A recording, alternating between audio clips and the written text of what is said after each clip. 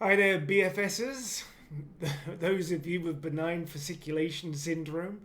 Um, I'm just doing an update. Maybe you've seen my previous video where I talk about my initial introduction to the muscle twitching in my calves and thighs, and sometimes my arms, sometimes my jaw.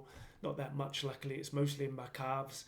Um, and I was explaining that I was going to look into this, which I am, start doing some research because I think because it's benign, doctors aren't really that interested in figuring out what can cause it, which, admittedly makes sense because it's not life threatening as far as they are concerned.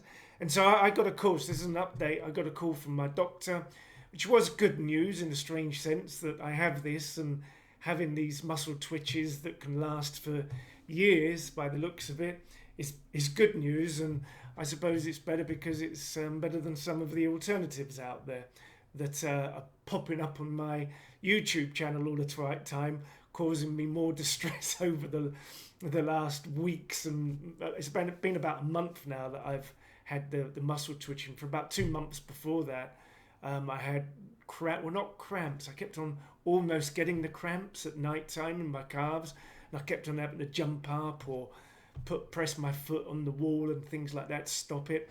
And I did get rid of the cramps with electrolytes, a packet of what's called diarrhealite, which is for people who suffer from diarrhea, and they take this little powder full of electrolytes, and that sorted that issue out. But then just after that, I started getting the twitching continuously in my calves, and there was a video of my calves, sort of 25% twitchiness compared to what it can be after I've done maybe a walk or exercise, where they just go off, jumping about all over the place.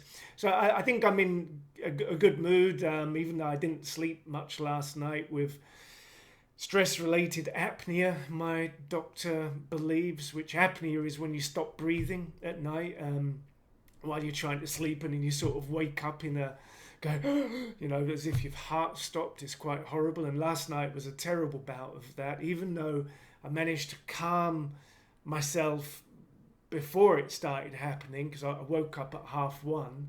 And I managed to get rid of all this stress and a knotting in my stomach using something called submodalities, which is just a simple mind technique that I know and teach as well.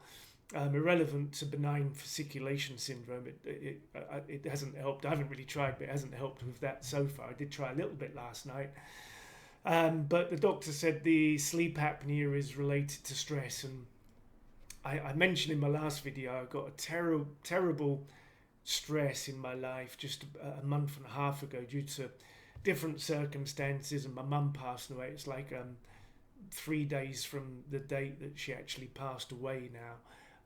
So I think all of it coming together on that anniversary, the first year anniversary, has hit me quite hard emotionally and caused distress. And the apnea is intermittent, so therefore they don't think it's normal sleep apnea, but actually stress related.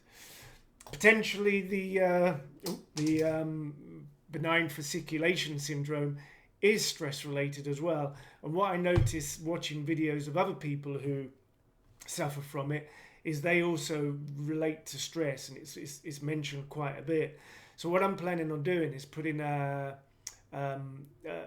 questionnaire on Google, and I'll ask people if you see it. I'll get it done in a little while, so look out for some of my other videos and there'll be a link to it.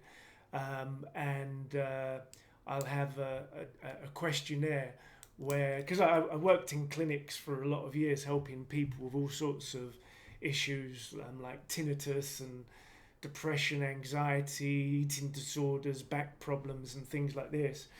And I would often go into people's history to find trigger points that could have caused these types of conditions. And you'd be amazed at how incidents like accidents or injuries or mental stress and things like this can, or predicaments that people come up with in their life can have quite dire and seemingly unconnected links to problems in their life.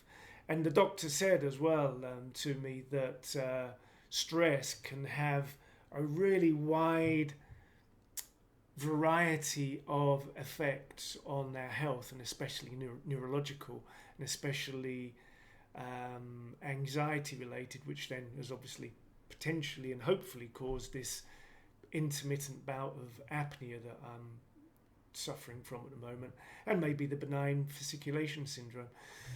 So if you are suffering from benign fasciculation syndrome, I'm going to have a look, try and figure it out. Nobody seems to know what causes it, even the doctors. And let's get together. Let's try and create a pool of people that might be able to bring together information, and maybe we'll be able to see some kind of correlation and even causation, and maybe even get it more on the radar as far as the medical establishment's concerned, and hopefully they will then work harder to find a solution. But the fact that it's benign means that potentially they're not going to be that interested. Anyway, good luck with it.